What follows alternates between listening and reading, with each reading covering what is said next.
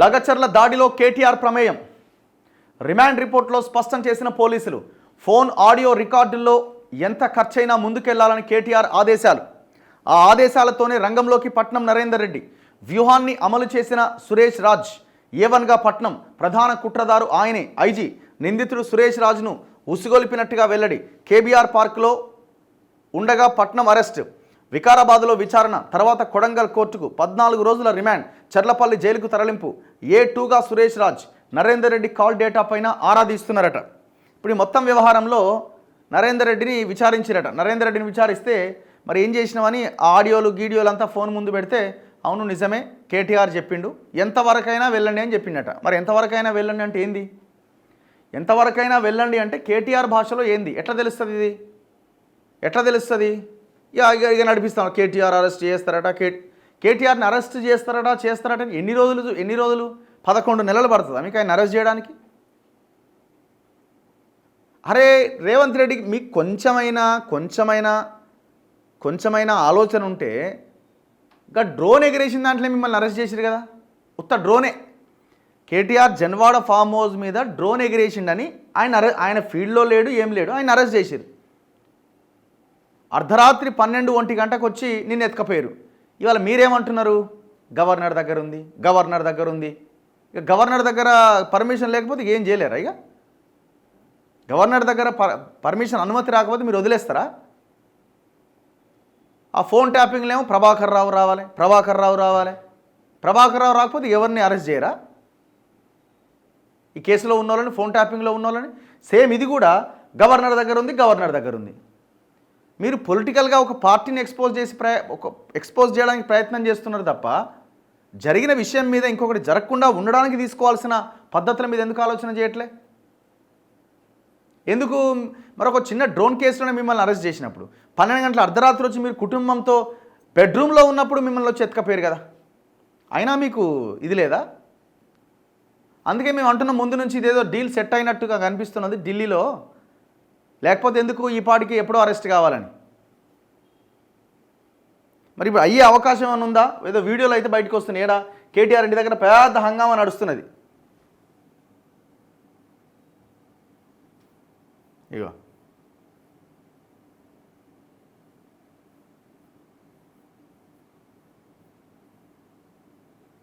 కార్యకర్తలు భారీగా చేరుకుంటున్నారట. నైట్ రమ్మన్నాడట ఈయన.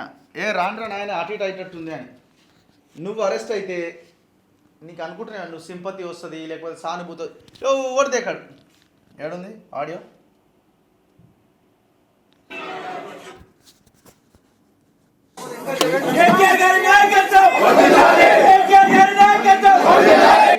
కేటీఆర్ ఇంటి వద్దకు భారీగా చేరుకుంటున్న కార్యకర్తలు. అరెస్టు చేస్తారనే ప్రచారంతో కేటీఆర్ ఇంటి వద్దకు వస్తున్న బీఆర్ఎస్ కార్యకర్తలు. బంజారాహిల్స్ నందినగర్ నివాసానికి భారీగా చేరుకుంటున్న కార్యకర్తలు. ఆ వీడియోలు ఇవి. జస్ట్ ఇవాళ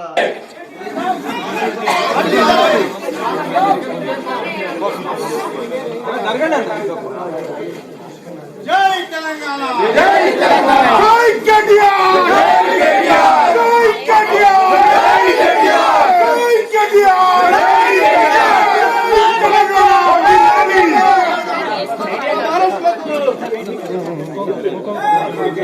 జై కేటీఆర్, కేటీఆర్ నాయకత్వం, జై కేటీఆర్,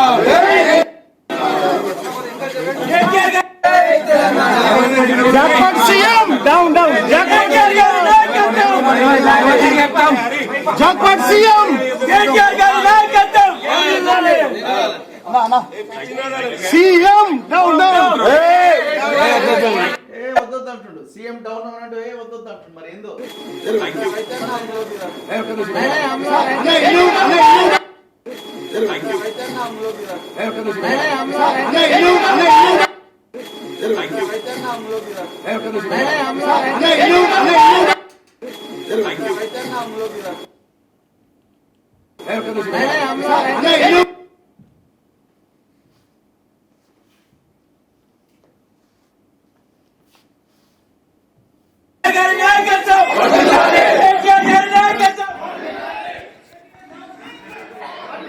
సో హైదరాబాద్ నందినగర్ నివాసం వద్ద ప్రెజెంట్ సిచ్యువేషన్ ఇది.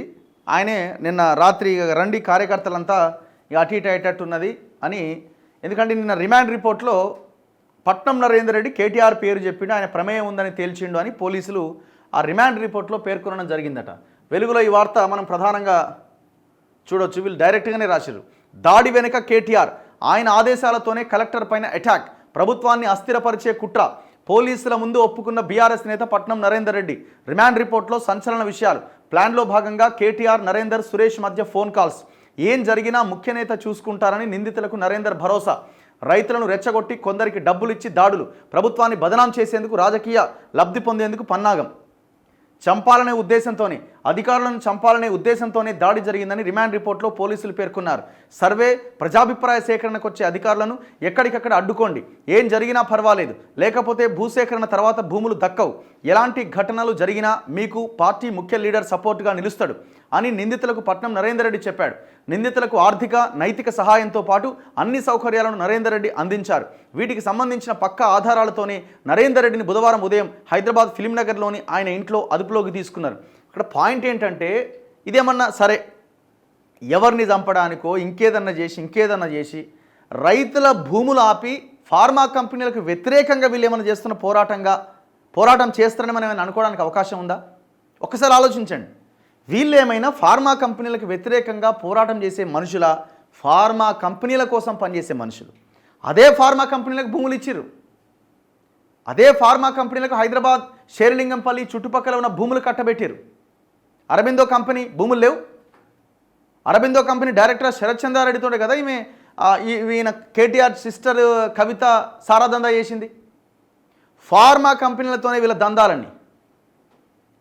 సో ఈ స్థాయిలో వీళ్ళు ఫార్మా కంపెనీలతో అంటకాగి ఉన్నారు. నేను ఒక పార్టీ గురించి చెప్తున్నా, అన్ని పార్టీలు అంటకాగి ఉన్నాయి.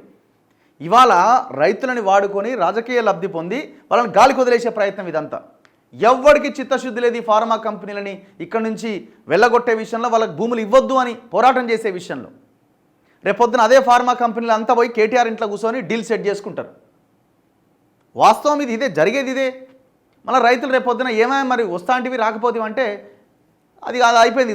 దాంతకంటే ఇంకొక పెద్ద ఇష్యూ వస్తుంది, దాంట్లో పడి కొట్టుకపోతుంటారు అంతా. ఇప్పుడు రేపు జరిగేది అదే. కానీ ఇవాళ అటెంప్ట్ మర్డర్ కేసులు ఎదుర్కొన్నటువంటి పెట్టించుకున్న రైతులు వాళ్ళ పరిస్థితి ఏంది ఇవాళ? మరి ఇదంతా రేవంత్ రెడ్డి కనబడతలేదా? చేసినోడు కేటీఆర్ రిమాండ్ రిపోర్ట్, మరి ఎందుకు అరెస్ట్ చేస్తలేరు? మరి ఎంత సమయం పడుతుంది మీకు ఇంకా? లేకపోతే ఆయన కేటీఆర్ని అరెస్ట్ చేస్తే మొత్తం రాష్ట్రం అంతా రోడ్ల మీదకి వస్తుంది అనుకుంటారా ఏంది? లేదు ఇంకా ఏమన్నా సందు దొరికితే ఇంకేమన్నా ఆడాడ భూముల షేర్లింగంపల్లిలో అక్కడెక్కడ ఉన్న భూములు ఏమైనా సెటరేట్ చేసుకునే ప్రయత్నం ఏమైనా జరుగుతున్నదా?